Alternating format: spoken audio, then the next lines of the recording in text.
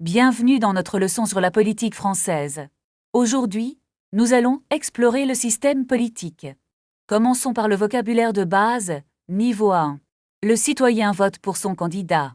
Passons au niveau A2, les institutions. L'Assemblée nationale est très importante. Maintenant, le niveau B1, les partis politiques. Chaque parti a un programme précis. Atteignons le niveau B2, les idéologies. Il est crucial de comprendre la gauche et la droite. Parlons maintenant de la grammaire, le subjonctif. On utilise le subjonctif pour exprimer une opinion. Voici notre phrase du jour. Il est essentiel que le peuple soit entendu. Passons à une mise en situation réelle. Je pense que les élections approchent. Oui, et c'est un moment crucial. Il faut que les citoyens s'impliquent. Je doute que le résultat soit simple. C'est vrai, la politique est complexe.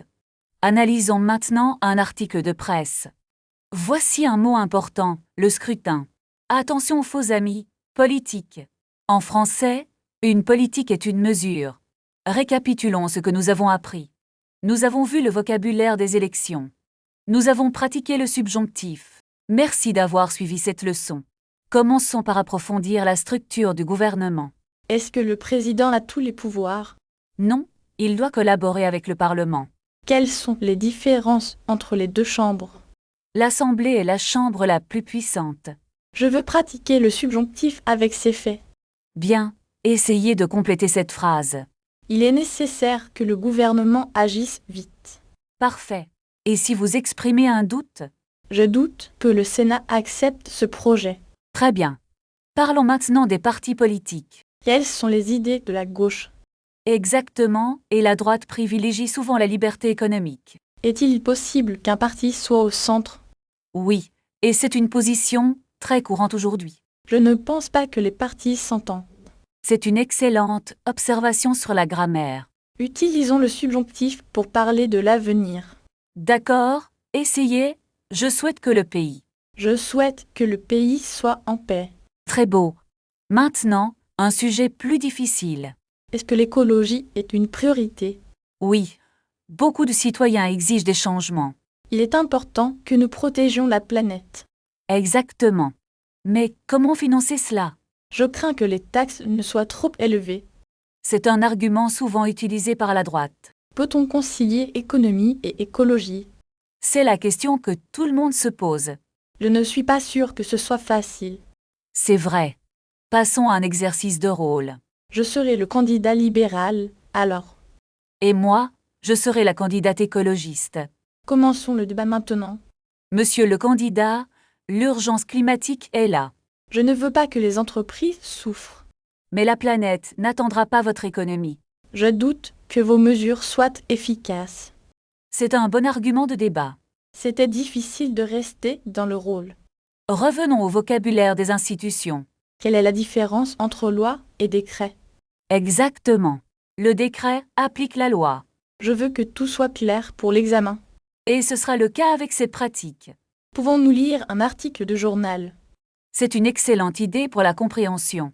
Je suis prêt à lire le texte. Très bien, lisons ce premier paragraphe. C'est un sujet très actuel. C'est pourquoi il faut rester informé. Je vais essayer de le faire. Bravo pour vos efforts aujourd'hui. Passons maintenant à la grammaire. Le subjonctif. Est-ce qu'on l'utilise pour donner son opinion? Oui. Après des expressions comme il faut que. Peut-on l'utiliser avec le verbe vouloir? Absolument, par exemple. Je veux qu'il change. Comment conjugue-t-on le verbe être? Voici la liste. Que je sois, que tu sois, qu'il soit. Je comprends. Essayons une phrase politique. Allez-y grec, je vous écoute attentivement. Il faut que le gouvernement aide les citoyens. C'est parfait. La conjugaison est correcte. Et si je dis « je doute qu'il gagne », Exactement. Le doute appelle le subjonctif. est-ce que pensez que utilise le subjonctif? Non à l'affirmatif. On utilise l'indicatif. Ah, donc je ne pense pas qu'il soit honnête. C'est tout à fait ça. Très bien réfléchi. Passons à un autre exemple de politique. Proposez une phrase sur les candidats. Il est possible que ce candidat gagne. Excellent.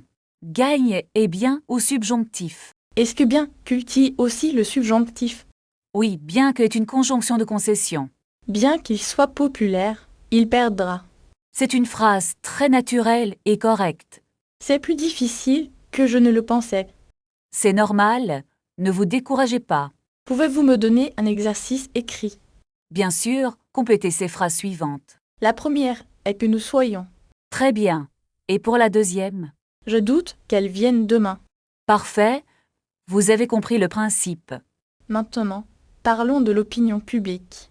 C'est un sujet essentiel en politique. Les sondages montrent une grande méfiance. Pourquoi les gens sont-ils méfiants? Ils veulent que les promesses soient tenues. C'est une excellente utilisation du subjonctif. Est-ce que les médias influencent cela?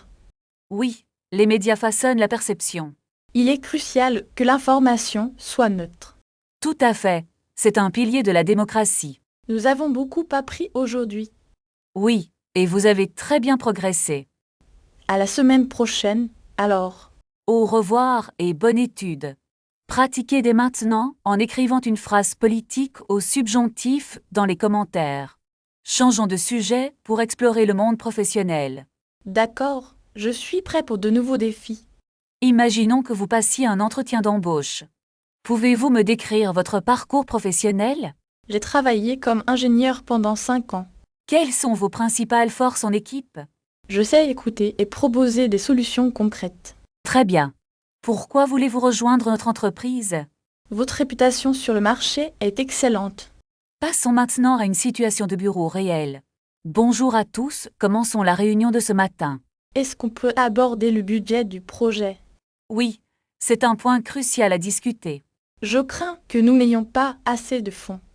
Il faut que nous trouvions une solution rapidement. Pourrions-nous réduire les coûts de marketing? C'est une idée intéressante, mais risquée. Je ne suis pas tout à fait d'accord. Expliquez-moi pourquoi vous pensez cela. La qualité du produit pourrait en souffrir. D'accord, notons ce point pour la prochaine fois.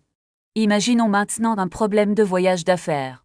Mon vol a été annulé sans prévenir. Je suis désolé de l'apprendre. Est-il possible d'avoir un vol plus tôt?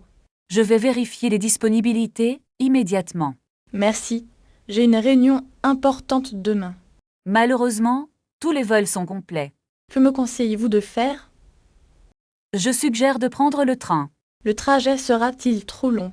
Non, c'est plus rapide que l'avion. C'est une excellente alternative. Merci. Voulez-vous que je réserve le billet? Oui, s'il vous plaît. Ce serait parfait. C'est fait. Votre billet est réservé. Merci beaucoup pour votre aide précieuse. Je vous en prie, bon voyage. Nous avons terminé cette série de scénarios. C'était très utile pour mon apprentissage. Passons maintenant à une leçon de grammaire sur le subjonctif. Est-ce que c'est difficile à utiliser dans une conversation? Il faut d'abord connaître les verbes qui demandent le subjonctif. Par exemple, il faut que tu fasses tes devoirs. Pourquoi ne dit-on pas tu fais dans cette phrase? Parce que l'obligation exprime une nécessité, pas une certitude. Je comprends. Et pour exprimer un désir, On peut dire « Je souhaite que vous veniez demain ». est-ce que la terminaison change pour chaque personne? Regardons la conjugaison du verbe parler au subjonctif. C'est presque comme imparfait, non? C'est vrai, mais attention au verbe irrégulier. Pouvez-vous me donner un exemple avec le verbe être? Bien sûr, il faut que vous soyez attentif. Et pour le verbe avoir, On dit « Je veux qu'il ait plus de temps ». est-ce qu'on utilise aussi le subjonctif après bien que? Exactement. Bien qu'il pleuve, je sors. C'est un peu complexe à mémoriser. Ne vous inquiétez pas, nous allons pratiquer ensemble. Commençons par des phrases simples, s'il vous plaît. Essayez de compléter « Il faut que tu manges ». Est-ce que c'est que tu manges?